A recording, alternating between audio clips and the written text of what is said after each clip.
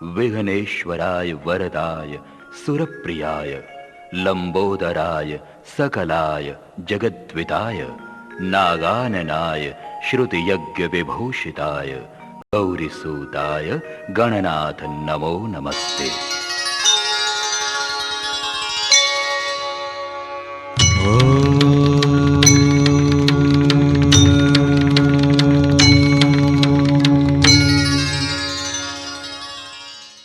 जो शेष है अर्थात जिसका विनाश नहीं होता उसे ही अटल पद कहते हैं। अटल स्थान जिसका विनाश नहीं होता, आवे न जावे मरे न जन्मे ऐसा निश्चय कीना, साधो हम गुरुगम आत्म चीना। जो कभी विनाश नहीं होता है, आदि अंत कुछ नहीं होता है, जो इस संसार से न्यारा है, हद बेहद दोनों नहीं, पिंड ब्रह्मांड विनाय, आदि अंत मध्य नहीं, मम आत्म के माय। ऐसे स्थान पर भगवान महाविष्णु हैं जिनके चरणों में लक्ष्मी है अर्थात ऐश्वर्य है। ऐश्वर्य जिनके चरणों में है, ऐश्वर्य किसे कहते हैं आप? धन संपत्ति, ये जो पैसा दौलत इसे ऐश्वर्य कहते हो? नहीं, ये ऐश्वर्य नहीं, ये धन है, ऐश्वर्य नहीं। जो ईश्वर के पास होता है वो ऐश्वर्य है, जो संसार में होता है वह धन है, वह धन है। उसे दौलत कहते हैं। भगवान ऐश्वर्य अर्थात लक्ष्मी को धारण किए हुए हैं। लक्ष्मी का वाहन जो है तो उल्लू है, जिसे रात में दिखाई देता है, जो रात में भी देख सकता है। ऐसी लक्ष्मी को धारण किया है अपने अर्धांगिनी जिस महाविष्णु ने, और जिसके पास शंख चक्र पद्म और गदा आयुध हैं, जो हमेशा उन्मनी निद्रा में है, जिसके पास कौस्तुभ मणि है और वैजयंती माला है। गुरु के पास ये है, गुरु के पास ये होते ही। गुरु के पास ईश्वरीय संपत्ति है अर्थात आत्मज्ञान है। आत्मज्ञान गुरु के पास ईश्वरीय संपत्ति के समान है। जगत में सबसे बड़ी संपत्ति आत्मज्ञान है, जो अंधेरे में भी दिखा सकता है। वो संपत्ति ऐसी है, आत्मज्ञान संपत्ति ऐसी है जो अंधेरी रात में भी दिखा सकती है, अंधेरे में भी दिखाई देता है, अज्ञान में भी दिखाई देने लग जाता है। जैसे गुरु विष्णु जो हैं, उनके ऐश्वर्य का अगर हमें स्पर्श हो जाए तो अंधेरे में भी हमें दिखाई देता है, परमात्मा का स्वरूप समझ में आ जाता है। महाविष्णु उन्मनी निद्रा में है, गुरु भी उन्मनी निद्रा में होते हैं, क्योंकि वे मन को पीछे छोड़ देते हैं, मन के पार निकल जाते हैं, उन्मनी में ही रहते हैं। श्री गुरु के पास कौस्तुभ मणि है।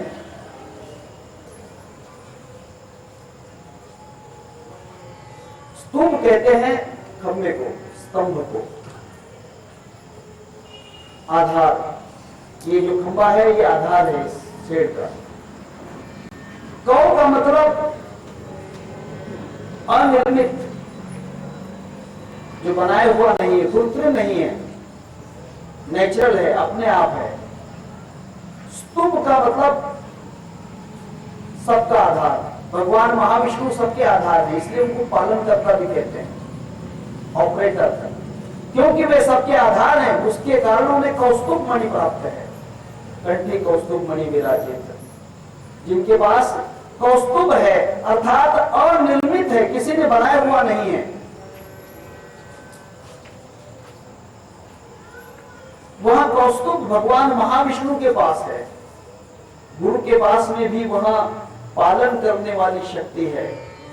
शिष्य का संभाल, साधकों को संभाल कर रखने वाली ताकत गुरु के पास होती है,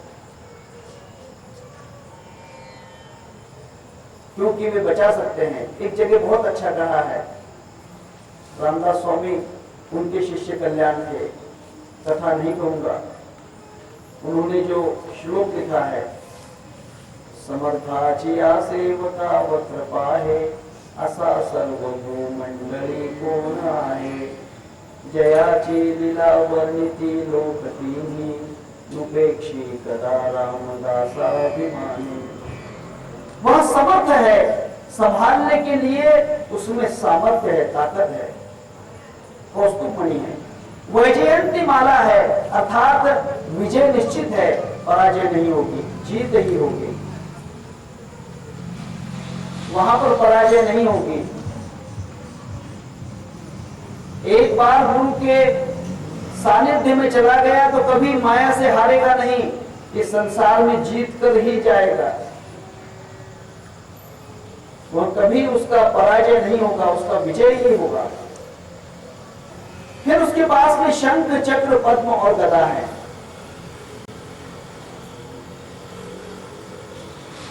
शंख जागृति का लक्षण है, गुरु जागृत करते हैं, जो अज्ञानी है उसे जगाते हैं। चक्र है, चक्र का मतलब इस संसार का जो भ्रमण है, पुनरपि जन्मम पुनरपि मरणम, उसको एक उंगली पे धारण कर लेते हैं, कोई चिंता नहीं है, जन्म मरण का चक्र छुड़ा देते हैं।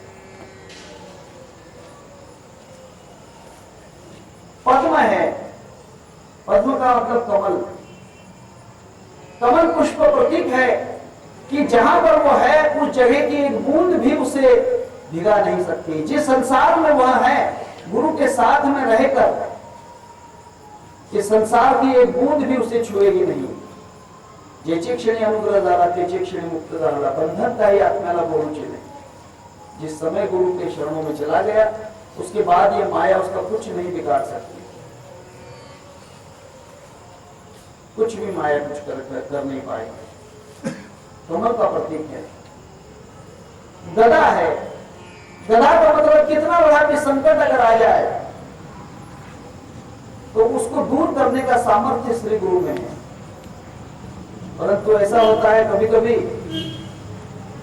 कि हम एक निष्ठ नहीं होते, गुरु पर उतना विश्वास नहीं होता है, गुरु पर उतना विश्वास नहीं।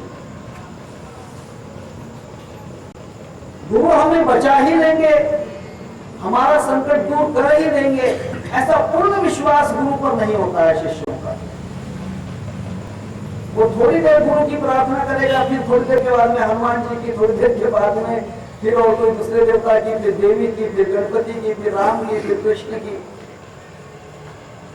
दृष्टांत कहता हूं, एक व्यक्ति पानी में डूब रहा था, डूबते डूबते उसने राम राम राम राम राम, हे भगवान हे राम मुझे बचा लो। राम जी आ गए।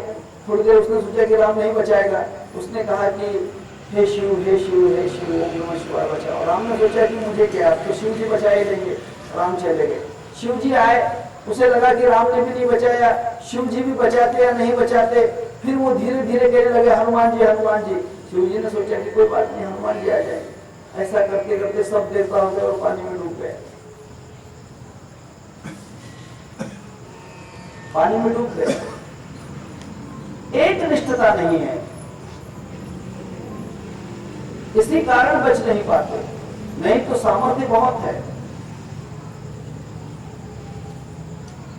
विश्वास चाहिए, अटल विश्वास।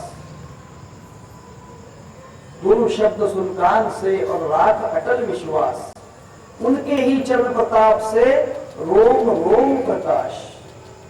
अगर अटल विश्वास है तो फिर कोई बड़ी बात नहीं, लेकिन थोड़ी देर के बाद में विश्वास और दूसरी तरफ रास्ता निकलता है तो समझ लेना कि फिर अगला रास्ता और निकल जाएगा। और एक बात याद रखना, गुरु की उपासना जैसी करोगे वैसे ही गुरु की उपासना का फल मिलेगा। ये मत सोचना कि हमने उपासना की है तो गुरु बचा ही लेगा। हम उपासना किस ढंग से कर रहे हैं, पहले ये सोचो, पहले ये सोचो। एक आदमी गणेश जी का पूर्ण भक्त था।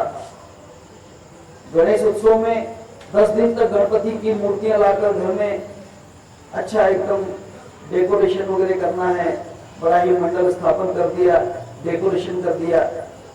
गणपति लाने के लिए गए, बड़े ही लेजिम बैंड वगैरह लेकर वहां पर गए, नाचते गाते, भांग की गोलियां खाते खाते वहां से नाचते हुए गणेश जी को लाया, गणपति की आरती की और 10 दिन तक गणपति के सामने कुछ नहीं, टिप्पणियां खेलते रहे, नाचते रहे, टिप्पणियां खेलते रहे, नाचते रहे। नाचना कूदना, टिप्पणियां खेलना और कुछ भी नहीं। ठीक है, गणपति ने कहा कि जैसी तुम्हारी मर्जी। नाव में से गिर गया बेचारा। गणपति का एकनिष्ठ भक्त था, दूसरा देव नहीं मानता था। पानी में डूबने लगा। उसने कहा कि हे गणेश, हे गणेश, हे गणेश, मुझे बचा लो, हे गणपति बापा मुझे बचा लो। गणपति जी सामने आ गए। उसने कहा कि गणपति निकालो ना बाहर। गणपति ने कहा कि ठहरो, मैं जरा टिप्पणी तो खेल लूं। गणपति जी टिप्पणी खेलने लग गए। उसने कहा कि गणपति क्या कर रहे हो? अरे 10 दिन तूने क्या किया? 10 दिन टिप्पणी तो खेलता था मेरे सामने, अब मैं टिप्पणी नहीं खेलूंगा तो क्या करूंगा? 9 दिन नवरात्रि होती है, भगवती जगदम्बा ज्वाला होती है। उसकी उपासना के लिए हमने क्या सीखा है? सिर्फ नाचना सीखा है और कुछ नहीं। संगीत लगाओ, नाचो, टिप्पणियां खेलो, गरबा खेलो, नृत्य करो, बाकी और कुछ नहीं। जब तुम्हारे ऊपर संकट आएगा तो भगवती में नृत्य ही करती रहेगी, वह भी टिप्पणियां ही खेलती रहेगी। अब श्री गुरु की उपासना जैसे हम करते हैं वैसा ही फल मिलेगा। हाँ, करनी करे कर करके क्यों बचता है, बीज बोए बबुल के तब आम कहां से खाए। कैसे बचाएगा गुरु? भगवान शिव जी कहते हैं गुरु ब्रह्मा गुरु विष्णु। गुरु विष्णु के समान है, गुरु विष्णु के समान है। उनका वाहन गरुड़ है, वेगवान वाहन है। जितने जल्दी देवता नहीं आ सकते, उसके पहले श्री गुरु पहुंच जाते हैं शिष्य के पास। वेगवान है गुरु। गरुड़ का संसार में सबसे ज्यादा वेग है। गरुड़ का वेग बहुत बड़ा है। गुरु का वेग बहुत है, स्पीड है, इसलिए गुरु विष्णु। गुरुदेव महेश्वरा, भगवान शिव जी गुरु हैं। गुरु के अंदर शिव जी के लक्षण हैं, क्योंकि शिव के जटाओं से गंगा की धार है, ऐसे गुरु के मस्तक से ज्ञान रूपी गंगा हमेशा बह रही है। भगवान शिव जी का तीसरा नेत्र है, गुरु का भी तीसरा नेत्र होता है। ज्ञान का नेत्र तीसरा नेत्र है, ज्ञान दृष्टि जिसे कहते हैं। डोलियाचा डोळा उघडीला लेणे, देवले लेणे स्वानंदाचा। जो दृष्टि की भी दृष्टि है। अभी आपको अपनी दृष्टि कैसे देखना ये मालूम नहीं है। कान के अंदर भी कान है, उसको कैसे खोलना है पतंजलि ने उसका ध्यान बतलाया है। तन्मात्राओं का ध्यान करना पड़ता है, पंच तन्मात्राओं का ध्यान। पंच तन्मात्रा का ध्यान कर लिया तब मनुष्य ऊर्ध्वरेता भी हो सकता है। पंच तन्मात्रा काम वासना का ध्यान, उसकी तन्मात्रा जो है काम वासना की तन्मात्रा आपके समझ में नहीं आएगी, बड़ा सूक्ष्म ज्ञान है। उसकी तन्मात्रा का अगर ध्यान कर लिया तब ऊर्ध्वरेता हो जाता है साधक। कानों के अंदर जो अंतःकरण होते हैं उसकी तन्मात्रा का अगर ध्यान कर लिया तो दूर का सुनाई देने लग जाता है। आंखों की जो दृष्टि है उस दृश्य की तन्मात्रा का अगर ध्यान कर लिया तो आंखें बंद करके दूर का दिखाई देने लग जाता है। जिह्वा का अगर कभी रसना का जो रस है उस रस की तन्मात्रा का अगर ध्यान कर लिया तो कितने ही वर्ष तक भूख प्यास नहीं लग सकती है। ख्याल कीजिए। श्वास का सुगंध दुर्गंध की जो तन्मात्रा होती है, इस तन्मात्रा का अगर ध्यान हो गया तब आप संसार को सुगंधित कर सकते हो, इस संसार में सुगंध फैला सकते हो।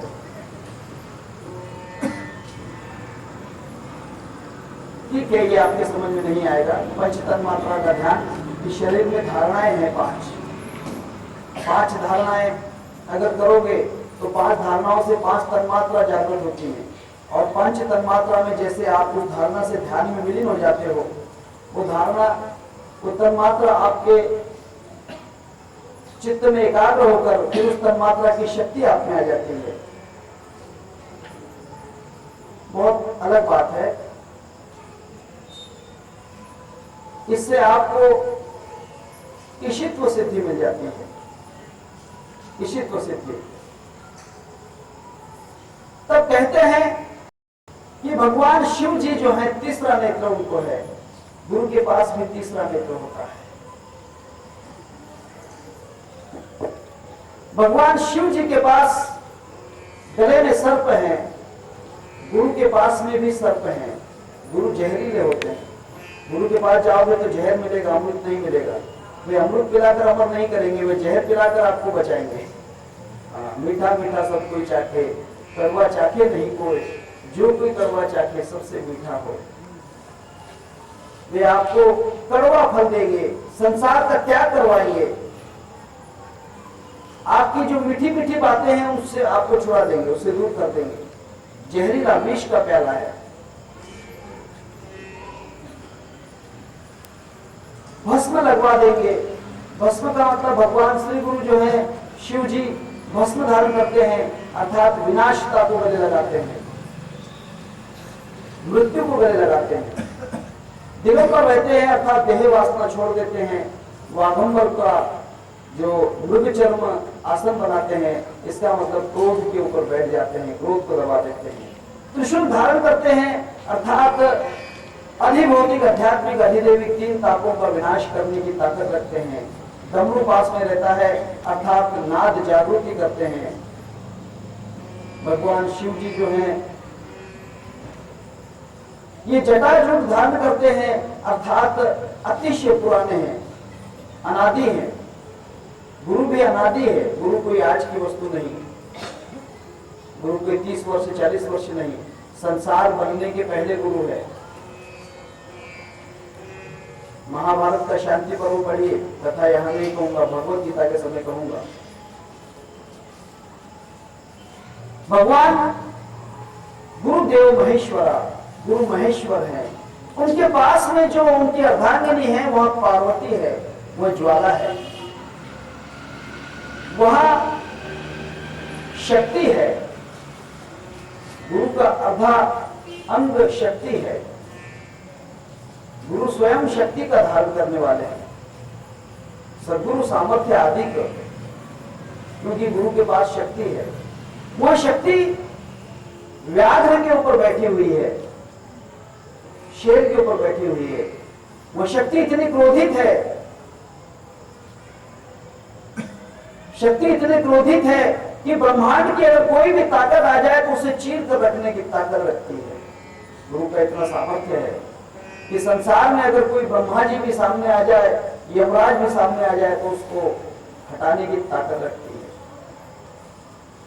कथाएं नहीं कहूंगा। रामदास स्वामी और कल्याण की कथा है। काशी में भिक्षा मांगने के लिए गए, समर्था जया सेव का वो कृपा है, असा सर्व भूमंडली कोना है।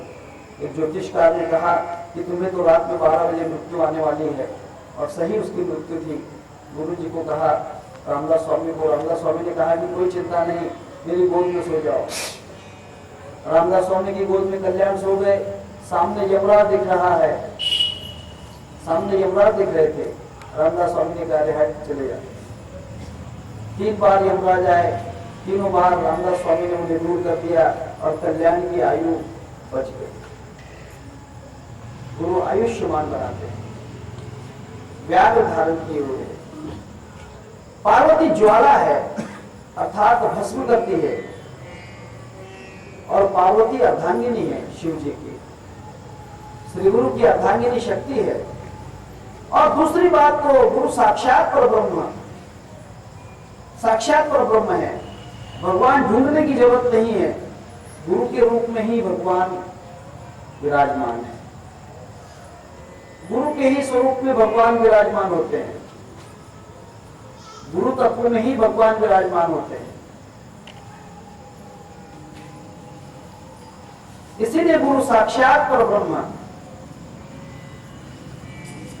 फिर गुरु साक्षात है और बाकी साक्षात नहीं है क्या? सब कोई साक्षात है, सभी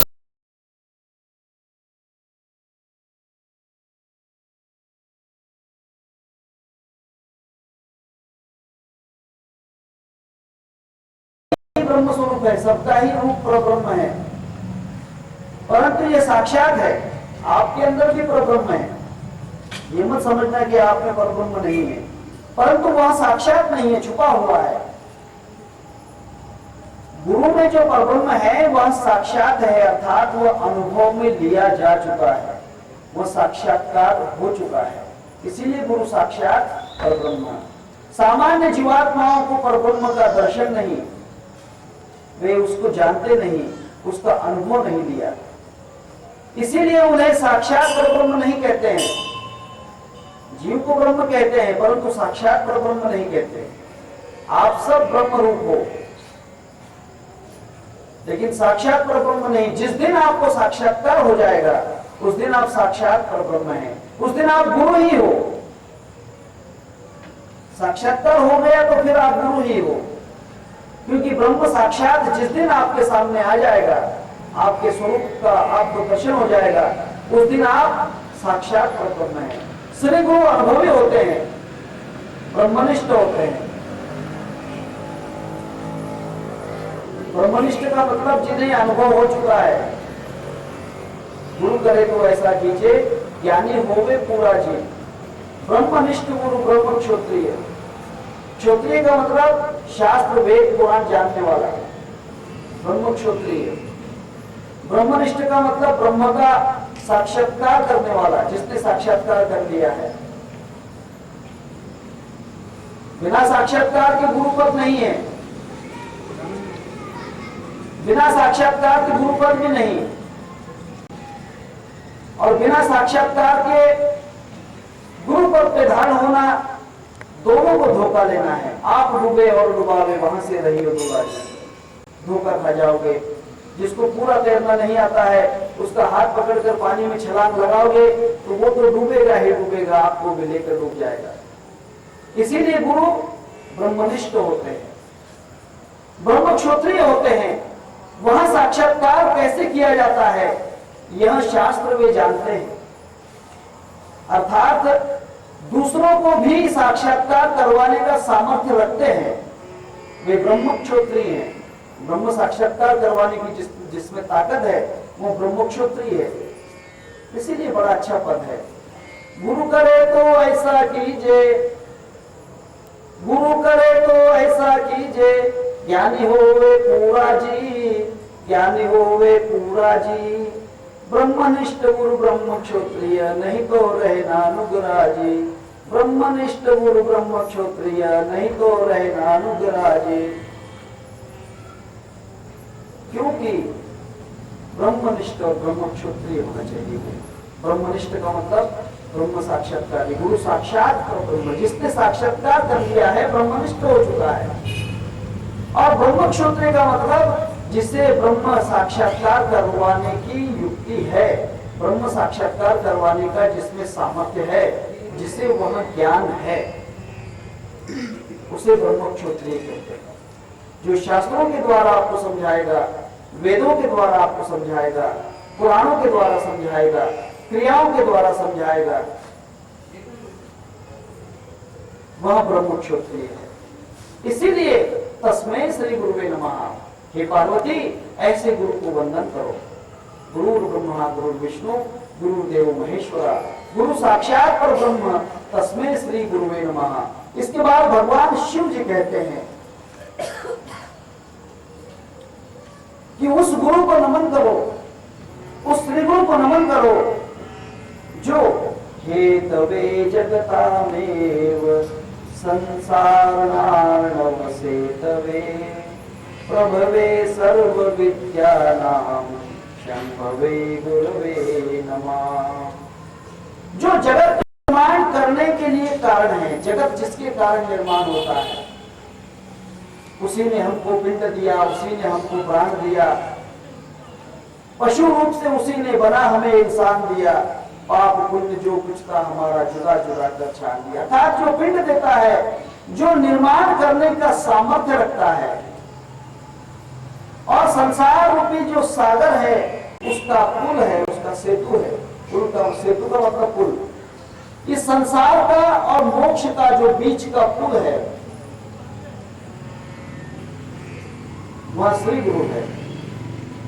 ऐसा जो संसार और ब्रह्म तत्व का जो बीच का पुल है और जो सब विद्याओं को प्राप्त करने की जिसमें सामर्थ्य है, विद्या 14 है, कला बहुत है। कला जो 64 है, पहले 64 थी, अब और कलाएं बढ़ गई है। टीवी को बनाना, टीवी सुधारना, इलेक्ट्रिक बनाना, इलेक्ट्रिक सुधारना, रेडियो बनाना, रेडियो सुधारना, वगैरह वगैरह। अब बहुत सी कलाएं हो चुकी। कला बहुत है, परंतु विद्या सिर्फ 14 है, 14 ही रहेंगी। विद्या 14 ही है, क्योंकि इंद्रिय 14 है, इसलिए हर इंद्रिय में विद्या है। अगर आपके आंखों में विद्या नहीं होती देखने की, तो आपको दिखाई नहीं देगा। आपके कानों में विद्या नहीं होगी सुनने की, तो आपको सुनाई नहीं देगा। आपके जीभ में चखने की विद्या नहीं होगी, तो आपको चखना नहीं आएगा। आपके हाथों में कर्म करने की विद्या नहीं होगी, तो आप कर्म नहीं कर पाओगे। आपके नासिका में सांस की विद्या नहीं होगी, सांस लेने की, तो आप जिंदा नहीं रह पाओगे। 5 कर्मेंद्रिय, 5 ज्ञानेंद्रिय, मन, बुद्धि, चित्त और अहंकार, इनमें हर एक में एक एक विद्या है। अहंकार आपको जिंदा रखता है। जिस दिन अहंकार मर गया, उस दिन आप नहीं रहे। जल में जल, अगन में अगन, पवन में पवन समासी, बिना देव का देवी देवता, माटी में मिल जासी। ये तो सब चला जाएगा। जिस दिन अहंकार विलीन हो गया, समझ लेना कि आप नहीं रहे, आप चले गए। इसी को तो कहते हैं, जिसके अहंकार विलीन हो जाते हैं, समझ लेना कि वह मर गया। और ऐसे जो मरे हुए लोग होते हैं, वे बड़े काम के होते हैं। हम उन मुर्दों के यार हैं, जो जीते जी मरते हैं, जो जीते जी मरते हैं। वो जीते जी मर जाते हैं, जिनका अहंकार जीते जी मर जाता है। ऐसे लोग बहुत कम हैं। जीते जी जिसका मरना हो गया, जिसने अहंकार को मार दिया, वो पूर्ण मर चुका है। ये 14 विद्याएं हैं। मन में बड़ी विद्या है। मन में इतनी विद्या है कि वहां भूतकाल और भविष्यकाल का ग्रहण करता है। वर्तमान काल मन के ताबे में नहीं है। वर्तमान काल मन का काम नहीं, वर्तमान काल में चैतन्य काम करता है। ख्याल कीजिए। इसलिए वर्तमान में जो जीता है, वो भूतकाल और भविष्यकाल के परे निकल जाता है। वर्तमान बड़ी काम की चीज है। वर्तमान चैतन्य का है स्वरूप। जो वर्तमान में है, वो चैतन्य में है। जिनको वर्तमान का, उसी को अंतराल कहते हैं। भूतकाल और भविष्यकाल, इन दोनों को छोड़कर जो बीच में आ जाते हैं, सेंटर, वर्तमान काल सेंटर है, उसमें जो टिक जाते हैं, वे समाधिस्थ हैं। क्योंकि वर्तमान में कोई विचार नहीं। विचार भूतकाल का होता है, विचार भविष्यकाल का होता है। और भूतकाल और भविष्यकाल का विचार करना मन का काम है। जहां मन उन्मन हो जाता है, मन जहां पर नहीं रहता है, मन की गति रुक जाती है, मन स्थिर हो जाता है, फिर वहां पर वर्तमान रहता है। और जिसको वर्तमान में रहना आ गया, वो जीवन भर समाधिस्थ है। वर्तमान में बैलेंस आ जाना चाहिए। ये बैलेंस के बहुत प्रकार हैं। वर्तमान में कैसे स्थित हुआ जाता है, उसके लिए बैलेंस कैसे प्राप्त किया जाता है, ये गुरु से ही सीखना पड़ेगा। वर्तमान का मतलब यह है कि लेने वाली सांस और छोड़ने वाली सांस, इसके बीच में स्थिर होना है।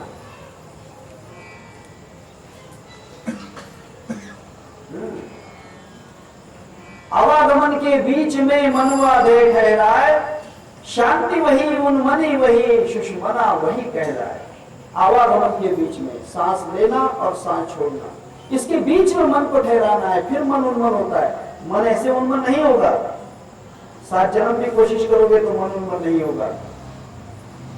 सांस लेना और सांस छोड़ना, इसके बीच में मन को रोकना है, वहां पर धारणा करना है।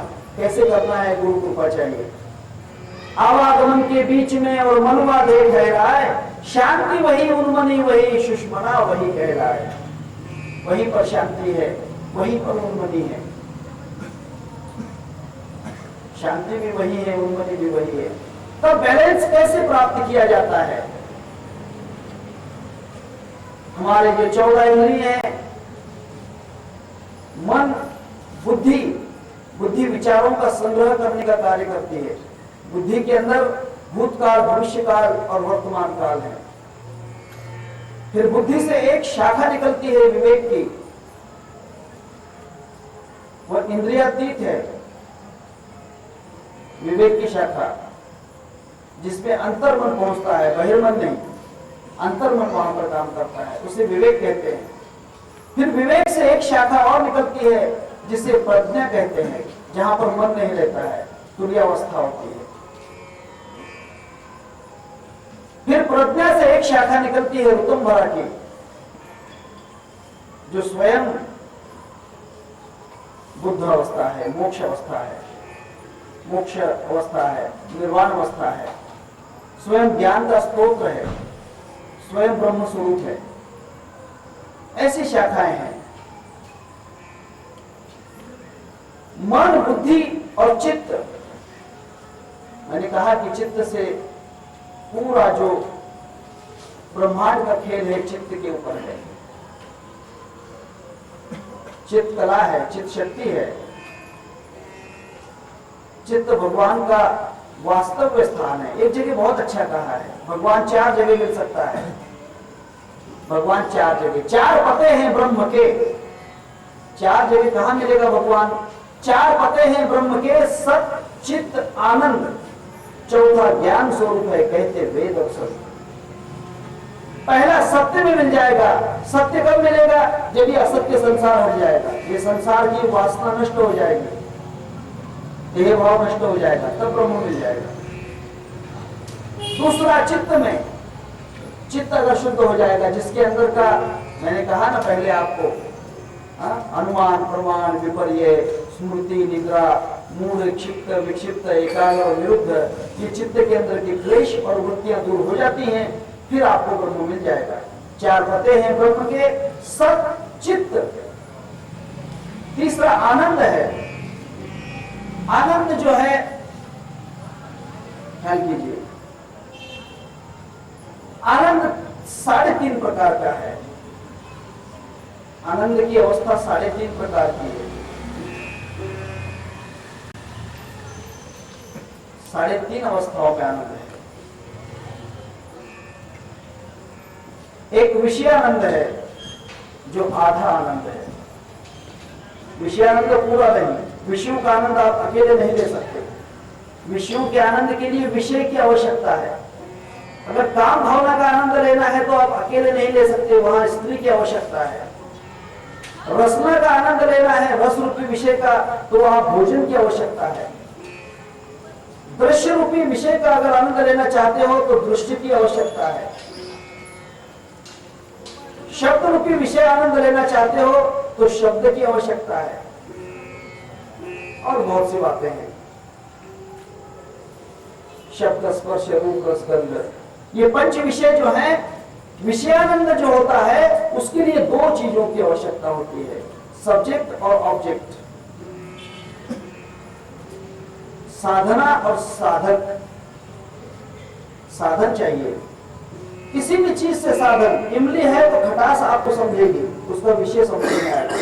शक्कर है तो मिठास समझेगी, क्योंकि उसका विषय है। अगर वो चीज नहीं है तो आपकी जीवा को रस नहीं लेना आएगा, विषयानंद नहीं आएगा। स्त्री है तो भोग समझ में आएगा, वस्तु है तो दृष्टि समझ में आएगी, आवाज आ रही है तो कानों को उसका आवाज समझ में आएगा। इसलिए विषयानंद आधा है। मैंने कहा ना 3.5 आनंद है। दूसरा जो आनंद है ज्ञानानंद है। ज्ञान का भी आनंद होता है, ज्ञान में पूर्ण आनंद है। ज्ञान जो है पूर्ण आनंद का स्वरूप है, परंतु ज्ञान भी प्राप्त होना चाहिए।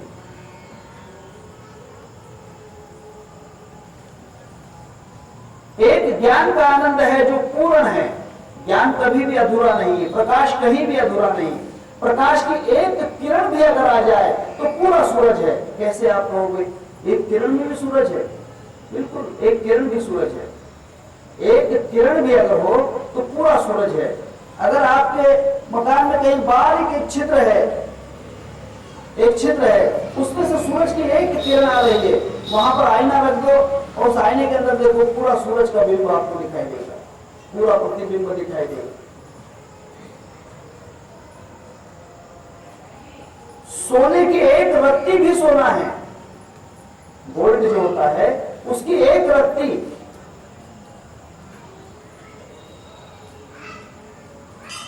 96 रत्ती का 96 रत्ती, आजकल तो ग्राम का हिसाब चल रहा है, 96 रत्ती का एक तोला होता है। एक रत्ती भी अगर सोना मिल जाता है तो सोना समझ में आ जाता है। इसीलिए ज्ञान अगर मिलता है तो ज्ञान पूर्ण है, कहीं भी ज्ञान अधूरा नहीं है। क्या एक तोला सोना ही सोना होता है, एक रत्ती सोना नहीं है? क्या पूरा सूरज ही सूरज होता है, उसकी किरण में सूरज नहीं है? क्या पूरा समंदर जल, समंदर भर के जल ही जल होता है, एक बूंद जल नहीं होता है, वह भी जल ही है? ख्याल कीजिए। क्या पूरा वृक्ष वृक्ष होता है, उसका एक बीज वृक्ष नहीं है? एक बीज भी वृक्ष ही है। इसीलिए ज्ञान पूरा है, आनंद जो है ज्ञान में पूरा है। दूसरा आनंद जो होता है उसे ब्रह्मानंद कहते हैं। ब्रह्मानंद, ब्रह्म स्वरूप जो है तो पूर्ण है, पूर्णस्य पूर्णमादाय पूर्णमेवावशिष्यते। ब्रह्म स्वरूप का जब साक्षात्कार होता है उसे ब्रह्मानंद कहते हैं। वहां भी पूरा ही होता है। अगर मुझे 1 किलो शक्कर दिया तो उसका स्वाद मीठा आएगा, और शक्कर का एक दाना दिया तो उसका स्वाद कैसे आएगा? खट्टा, कड़वा, कैसा आएगा? मीठा ही आएगा ना, कोई फर्क तो नहीं रहेगा, उसका स्वाद भी मीठा ही आएगा। इसीलिए ब्रह्मानंद पूर्ण है। अगर थोड़ी भी आत्मा की झलक मिल जाती है ब्रह्म की तो पूर्ण है, पूर्ण झलक है। और तीसरा जो पूर्ण आनंद है वो स्वयं आनंद है, वह केवलानंद है, जिसमें सभी आनंद विलीन हो जाते हैं। वह स्वयं का आनंद है। फिर वहां पर किसी दूसरे को नहीं बचना है। मैं तो खुद ही आत्मा राम हूं। तू किसे राम कहता है? मैं खुद खुदा खलक का बाप हूं, खुद खलक से जन्मारा। मैं तो खुद ही ब्रह्म स्वरूप हूं। आप एकनाथ महाराज बड़ा अच्छे कहते हैं, मीची देव मीची भक्त, मैं ही भगवान हूं, मैं ही भक्त हूं। मीच देव मीची भक्त, पूजा उपचार मीच समस्त, मीच माझी करी पूजा, एका जनार्दनी नाही पूजा। केवलानंद, केवल अवस्था, दूसरा है ही नहीं। मैं ही सब कुछ बना हूं, मैं ही जो हूं, मां हूं, मैं ही बाप हूं, मैं ही बेटा हूं, सब कुछ मैं ही बना हूं। मैं ही बेटा बना हूं, मैंने ही मां को बनाया, मैंने ही पिता को बनाया। ऐसा हो सकता है? बिल्कुल है। आधी जन्मला बाळ, मग तयाची माता, तिच्याच पोटी तिचाच भतार, तो बालकाचा पिता। पहले बेटा जन्म को आता है, फिर बेटा अपनी मां को जन्म देता है, फिर मां के पेट से उसका पति निकलता है जो इस बच्चे का बाप है ना?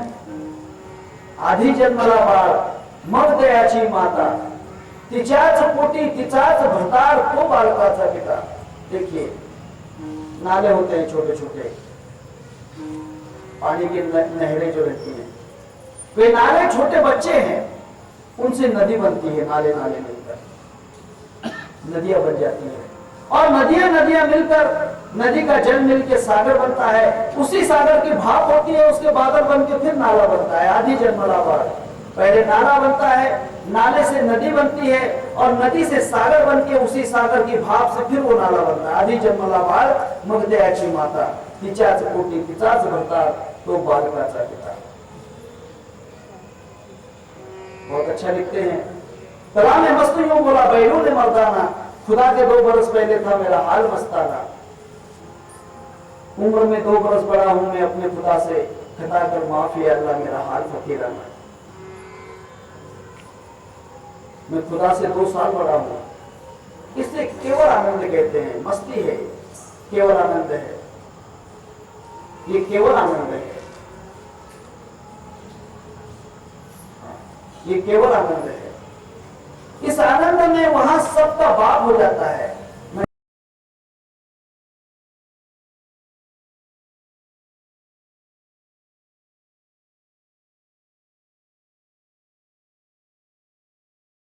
मैं खुद खुदा खलक का बाप हूं, खुदा का बाप भी मैं ही हूं, खुद खलकत सिरजनहारा, मैं ये संसार बनाने वाला हूं। इसे केवलानंद कहते हैं। एक ब्रह्मानंद, दूसरा केवलानंद, तीसरा ज्ञानानंद और आधा विषयानंद। 3.5 आनंद हैं। ये 3.5 आनंद जो है, ये जो गुरु देता है, गुरु से ही प्राप्त होते हैं। विषयानंद,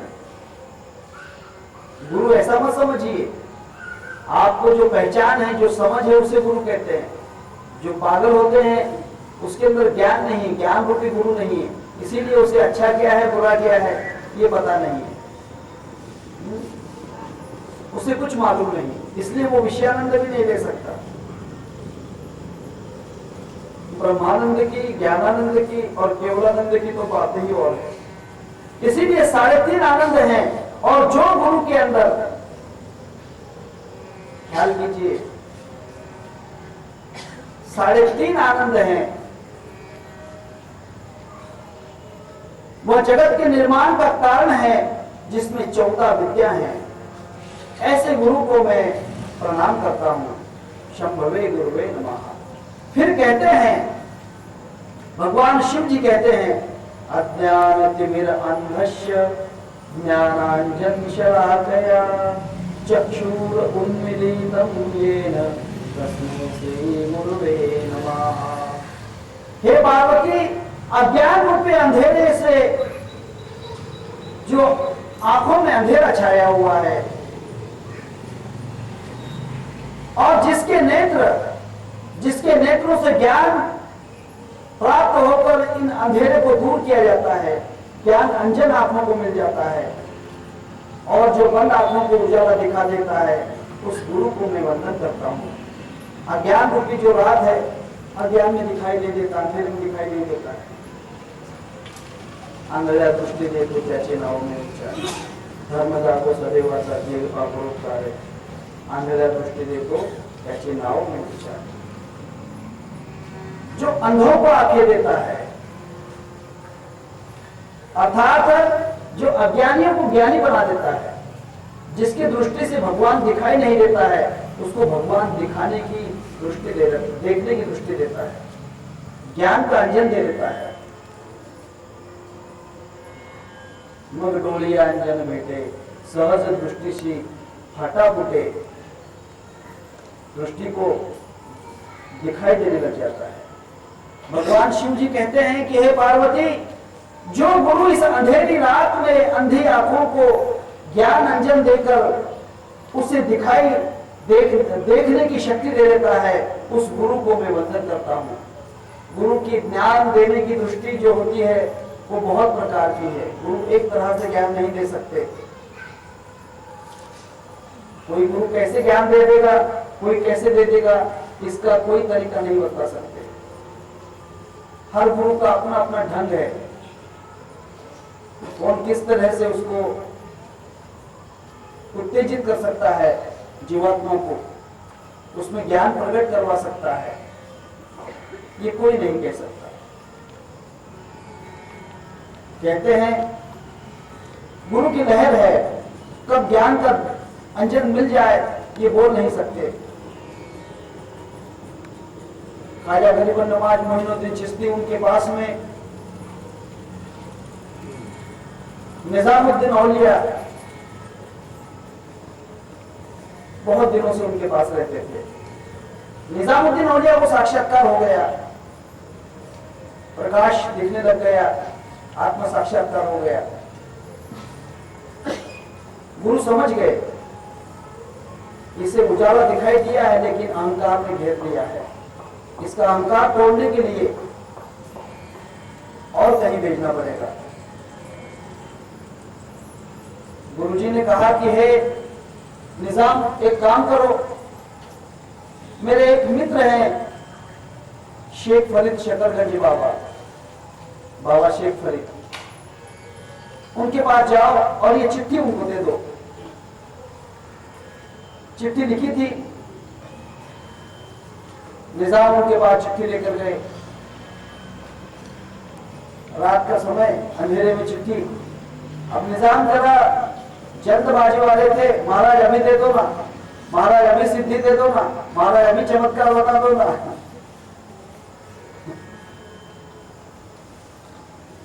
बहुत जल्दबाजी में थे। महाराज चिट्ठी पढ़ो, क्या जवाब देने का लिख कर दे दो, मुझे जाना है अजमेर, मुझे बाबा के पास जाना है। उन्होंने कहा कि भाई रात में मुझे दिखाई नहीं देता, सुबह होगी, दिन निकलेगा, उजाला होगा, जब मैं चिट्ठी पढ़ लूंगा और लिख कर दूंगा। उसने कहा कि महाराज इतना समय किसके पास है, मेरा घोड़ा सामने रुका हुआ है, मैं अभी यहाँ से निकलूंगा और अपने गुरु जी के पास चला जाऊंगा। उसने कहा कि बेटा मुझे दिखाई नहीं देता, मुझे दिखाई नहीं देता है, अंधेरे में नहीं दिखता। उसने कहा कि बाबा क्या अंधेरे से डरते हो, तुम्हें उजाला ही चाहिए ना, ये लो उजाला। अपने कमर से कटार निकाली और उंगली को काट दिया, क्योंकि उनके पूरे शरीर में उजाला ही उजाला था ब्रह्म साक्षात्कार के कारण। और उस उंगली काटने से उजाला प्रकट हुआ, पढ़ लो महाराज चिट्ठी। शेख फरीद हंसने लगे। उसने कहा कि बेटा बहुत उजाला हो गया है। उसका हाथ वहीं पर दबा दिया, पूरे शरीर का उजाला नष्ट हो गया, अंधेरा ही अंधेरा, पूरे शरीर में अंधेरा हो गया। अब साक्षात्कार कितना भी ध्यान करो तो साक्षात्कार नहीं हो रहा है, उजाला खत्म हो गया। उसने कहा कि बाबा जी मुझे कुछ दिखाई नहीं देता। बेटा मुझे भी कहाँ दिखाई देता, मैं तेरे से ज्यादा अंधा हूं। बाबा इनके पास गए, ख्वाजा साहब के पास। गुरुजी मेरा जो साक्षात्कार था, रोज मुझे जो दिखाई देता था वो दिखाई नहीं दे रहा। उसने कहा कि बेटा करनी तुमने की है, जिसके पास गलती की है उससे माफी मांगो, अगर वो तुम्हें उजाला लौटाते हैं तो मिल जाएगा, नहीं तो नहीं मिलेगा, मैं नहीं दे सकता। कहा कि ठीक है। बाबा जी के पास गए, 12 वर्ष तक वहीं पर सेवा की, उनके बगीचे में पानी देते रहे, 12 साल तक। बाबा जी के एक तबलची थे, तबला बजाने वाले, कव्वाली वगैरह गाते थे शेख फरीद के पास। कव्वाली ने कहा कि भाई तुम 12 साल तक यहाँ पर सेवा करते हो, बाबा से क्या चाहते हो? अरे शेख फरीद के मुंह से जो बात निकल जाती है वो हो जाती है। उन्होंने कह दिया मर तो मर जाते हैं, जिंदा हो तो जिंदा हो जाते हैं, तुम मांगते क्या हो? बाबा से सीधे क्यों नहीं मांग लेते? उसने कहा कि मेरी हिम्मत नहीं है, तुम्हें मांग दो ना।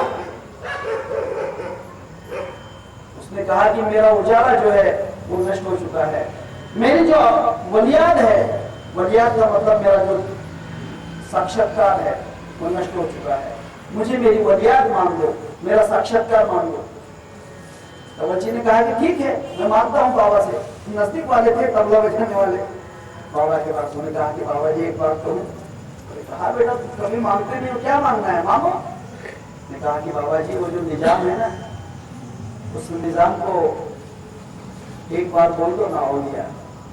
कहा कि खबरदार ये बात मुंह से नहीं निकालना। उसने कहा कि बाबा जी देखो मैं कभी मांगा नहीं हूं, ये बात नहीं, मुझे सिर्फ निजाम औलिया ऐसा कह दो एक बार। उसने कहा कि ये बात नहीं होगी, तू औलिया। शेख फरीद ने कहा, वो उसी टाइम प्रकाशित हो गया, तबला बजाने वाला, उसमें प्रकाश हो गया। उसने कहा कि बाबा जी मैं औलिया बन के क्या करूंगा, मुझे तो तबला बजाना है जिंदगी भर। उसने कहा कि तू तो औलिया औलिया, तेरा बाप औलिया, उसका पिताजी औलिया बन गया, प्रकाशित हो गया, साक्षात्कार हो गया। उसने कहा कि पिताजी को बना के क्या फायदा, निजाम को औलिया कह दो एक बार। उसने कहा कि नहीं, तेरी 7 पुश्त औलिया, उसकी 7 पीढ़ियां साक्षात्कार हो गई। उसने कहा कि बाबा जी ये नहीं चाहिए, ये नहीं चाहिए, मैं औलिया बन के क्या करूं, मेरे पिताजी मेरे खानदान मेरी पुश्त बन के क्या करेगी औलिया, एक बार बोल दो निजामुद्दीन औलिया। उसने कहा कि अरे क्या लगाया निजामुद्दीन औलिया, निजामुद्दीन औलिया, निजामुद्दीन औलिया। बस 3 बार मुंह से निकल गया निजामुद्दीन, साक्षात्कार हो गया, उजाला ही उजाला हो गया। इसीलिए गुरु कहाँ और कैसा ज्ञान देंगे, कब क्या दे सकते हैं, ये कोई नहीं कह सकता। ऐसा मत समझना कि महाराज ने हमें दिया नहीं, कब देंगे कब देंगे कब देंगे, ये मत सोचो। प्यासा पपिया बूंद के कारण पीऊ पीऊ रटलाई, प्यासे प्राण जाए क्यों ना बही और नींद नहीं भाई। पपीहा जो होता है आसमान से गिरने वाली बूंद का ही पानी पीता है, जमीन से नहीं। भले उसे अमृत दे तो नहीं पिएगा।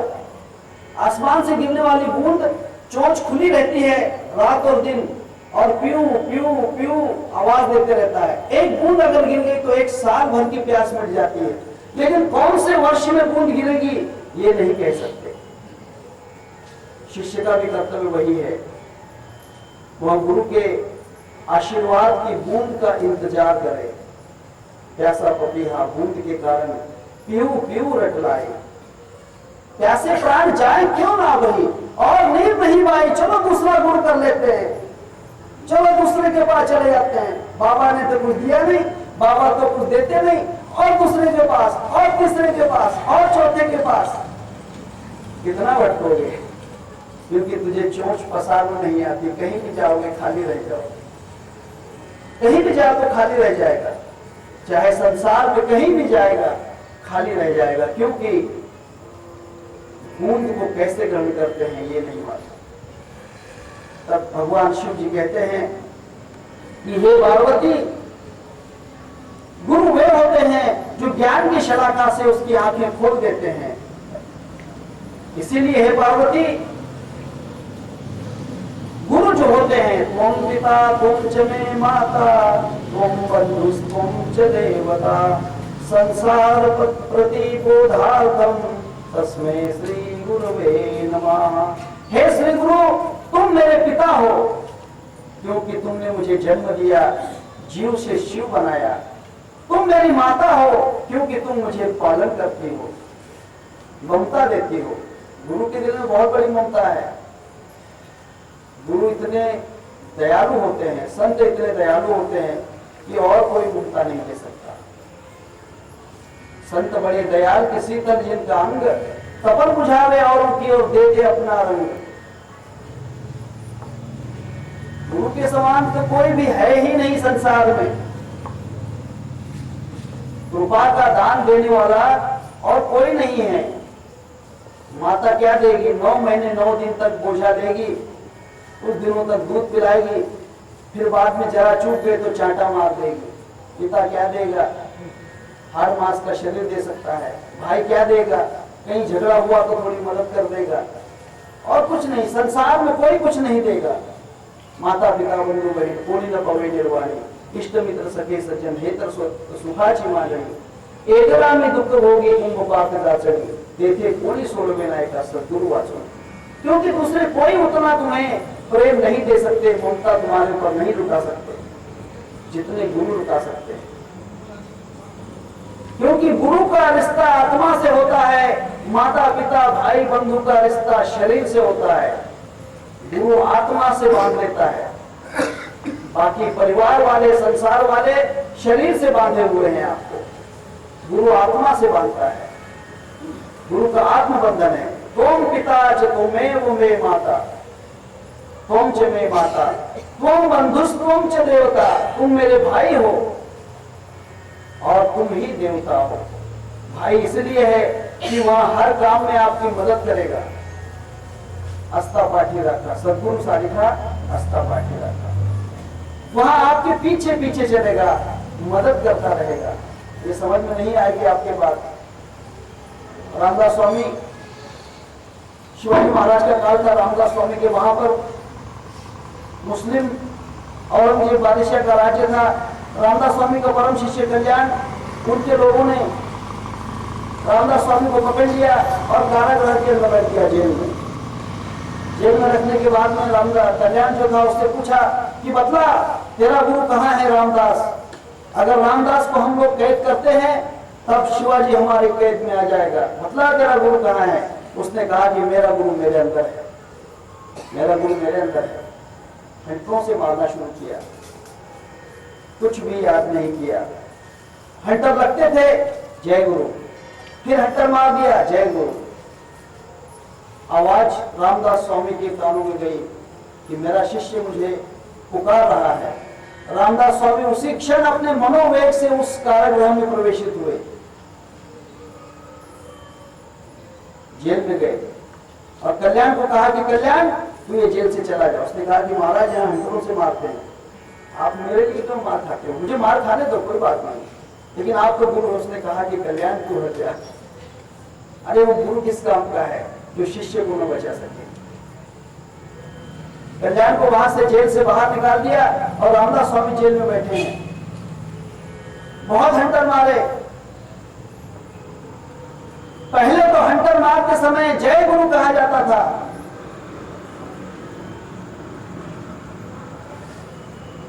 जय गुरु कहते थे।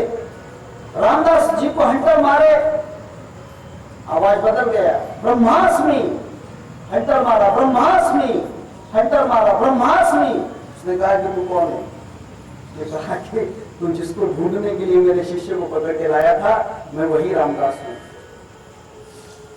उसने कहा कि तू आया कैसे? उसने कहा आया कैसे? रामदास ने कहा कि अरे मैं कहीं भी आ सकता हूं, कहीं भी जा सकता हूं, ऐसा नहीं हो सकता है। उसने कहा कि बेटा ऐसा भी होता है, करके देख। किले के ऊपर निकल गए। किले के अंदर जो बंदूक चलाने की जो एक जगह होती है, खिड़कियां होती हैं किले के ऊपर, दीवार के ऊपर। उसने कहा रामदास ने कि देखो मैं इसमें से जा रहा हूं, मेरे पीछे तू आ सकता है? रामदास स्वामी उस खिड़की में से निकलकर उस पार खड़े हो गए। उसने कहा कि तू मुझे मारेगा, लेकिन इसके अंदर से निकल कर बता। वह जो हट्टर मारने वाला जल्लाद था, उसने कहा कि प्रभु मेरी बहुत बड़ी गलती हो गई, मैंने एक बहुत बड़े महात्मा को मारा है। जितने हंटर मैंने तुम्हें और तुम्हारे गुरु को, शिष्य को मारे हैं, उससे दुगना हंटर मुझे मारो और मुझे क्षमा करो। कथा बहुत बड़ी है, मैं यहां नहीं कहता हूं। बंधुस तुम च देवता, तुम बंधुस तू मेरा भाई है और तू ही देवता है, क्योंकि दूसरा कोई है नहीं। देवता जो गुरु गुंगा गुरु बावला, गुरु देवन का देव। शिष्य तो ऐसा चाहिए करे गुरु के सेव, गुरु देवों का देव होता है। इसीलिए तुम बंधुस तुम च देवता, संसार प्रतिबोधार्थम तस्मै श्री गुरुवे नमः। संसार की निद्रा से जगाने वाले हे गुरु तुम्हें नमस्कार हो, तुम्हें प्रणाम हो, तुम्हें दंडवत हो। ये संसार की जो घोर निद्रा है, इसे महानिद्रा कहते हैं। इस महानिद्रा में हम स्वप्न देख रहे हैं ये संसार का। ये अभी आपके समझ में नहीं आएगा, इसके लिए सांख्य योग शास्त्र आपको पढ़ना पड़ेगा। सांख्य योग शास्त्र, उसके अंदर अगर आप पढ़ोगे तो संसार ये स्वप्न कैसा है, क्योंकि जीवात्मा महानिद्रा में सोया हुआ है और महानिद्रा में सोने के कारण वह स्वप्न रूपी संसार में भटक रहा है। जैसे हम सपना देखते हैं तो सपना देखते समय हम खुद सपने में काम करने लग जाते हैं। हम सपना ही हम देखते हैं और सपने में हम खुद ही चले जाते हैं महानिद्रा के कारण। जागृति में सपने नहीं आते महानिद्रा के कारण। अब इसके आगे का जो ज्ञान है, जागृति में भी सपने है, जागृति में सुषुप्ति है, जागृति में तुरिया है, वहां मैं यहाँ नहीं कहूंगा। उसके लिए आपको ग्रंथ का अध्ययन करना होगा, पिंड ब्रह्मांड ज्ञान गुच्छ, वो यहाँ नहीं कहूंगा, क्योंकि वहाँ एक अलग ब्रह्म ज्ञान की बात है। एक में चार चार ज्ञान की भूमिका है, चार चार अवस्थाएं, हर अवस्था में चार अवस्था है। अब कहने का सीधा सीधा समझ लो, महानिद्रा में या जीवात्मा होने के कारण एक स्वप्न देखता है संसार रूपी, और स्वप्न के अंदर जैसे हम खुद घोड़े पर बैठते हैं, ऐसे वह संसार रूपी स्वप्न के अंदर खुद अपना परिवार बना लेता है, पत्नी बच्चे घर दार सब कुछ बना लेता है, बूढ़ा बन जाता है, बच्चा बन जाता है, जन्म लेता है, मरता है। उसको माया कहते हैं। जो है उसे तो ब्रह्म कहते हैं, जो नहीं है उसी का अर्थ माया है। जो नहीं है उसको समझते रहते हो, उसको माया कहते हैं, और जो है उसे ब्रह्म कहते हैं। जो चीज है होगी और थी, जो नहीं थी नहीं है और नहीं रहेगी, वह माया है। इसीलिए कल्पना के द्वारा इस जीवात्मा ने माया निर्माण की, और माया का अर्थ ही है संसार। और ऐसी संसार रूपी माया से, संसार रूपी महानिद्रा से जो जगाते हैं, संसार प्रति बोधार्थम तस्मै श्री गुरुवे नमः। ये संसार रूपी निद्रा से जगाने वाले जो गुरु हैं उसे मैं वंदन करता हूं। सपना आपको याद रहता है, उठने के बाद, जागृत होने के बाद सपना याद रहता है। जो लोग नींद से जाग जाते हैं वो सपना भूलते नहीं। ऐसा जब गुरु आपको बोध देते हैं तब आप जाग जाते हैं, फिर ये संसार रूपी सपना आप भूलते नहीं हो। आपको आपकी पत्नी याद रहेगी, बच्चे याद रहेंगे, घर याद रहेगा, सब कुछ याद रहेगा। सपना तो पूरा याद रहेगा, लेकिन सपना सिर्फ याद है, सच्चा नहीं, मिथ्या होगा। जिस दिन आपको गुरु का बोध, जिनको लगे शब्द गुरु ज्ञान के, वो जगत वासना त्यागे, वो जगत वासना त्यागे। गुरु का बोध जिसको लग जाता है उसके अंदर की जगत की वासना जो है निकल जाती है, अर्थात ये जगत सच्चा नहीं है, ये मिथ्या है, इसलिए इसकी वासना निकल जाती है। सपने में हमें यह नहीं लगता है कि सपना झूठा है। जो सपना देखते हैं उनको सपना कभी झूठा नहीं लगता है, इसलिए सपने में मिलने वाली स्त्री जो होती है उसके साथ भी वहां रत हो जाता है, उसके साथ रत होता है। और रत होने के बाद में उसके जो अंदर क्रिया होती है उस क्रिया के कारण वो भ्रष्ट हो जाता है, जिसे स्वप्न दोष कहते हैं। ऐसे संसार रूपी स्वप्न दोष में उसको पता नहीं कि संसार मिथ्या है और इसके अंदर वो क्रिया करता है, उस क्रिया के कारण वह स्वप्न दोषित होता है, भ्रष्ट हो जाता है, इसीलिए जन्म मरण के चक्र में पड़ जाता है। जन्म मरण का जो चक्र है इसी कारण, क्योंकि वह स्वप्न में भोग रहा है। ये सपने का जो भोग है इसको मिटाने वाले गुरु हैं, संसार रूपी महानिद्रा से जगाने वाले श्री गुरु हैं। इसीलिए तस्मै श्री गुरुवे नमः। संसार प्रतिबोधिताम, ये संसार जो है इसका प्रतिबोध देता है। बोध का मतलब समझ, और समझ की समझ जो देता है वह गुरु है। संसार प्रतिबोधार्थम तस्मै श्री गुरुवे नमः। सद्गुरुनाथ महाराज की जय। हरे राम राम राम हरे हरे, हरे कृष्ण कृष्ण कृष्ण कृष्ण हरे